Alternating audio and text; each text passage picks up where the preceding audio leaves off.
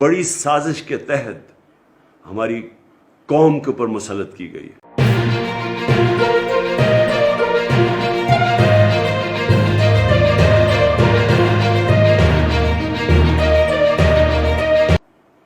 मैं आपसे आके बातचीत करूंगा इसके मुतालिक भी, और मैं जो सबसे बड़ा पैगाम अपनी कौम को पेशावर से दूंगा वो ये कि अपनी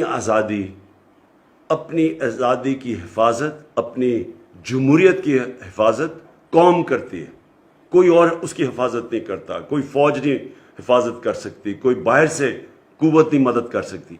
कौम अपनी आज़ादी की हिफाजत करती है, और उसके लिए मैं आपके पास आ रहा हूँ, और हम सब ने मिलके पूरी तहरीक चलानी है कि फौरी तौर पे पाकिस्तान में इलेक्शन करवाया जाए। शुक्रिया।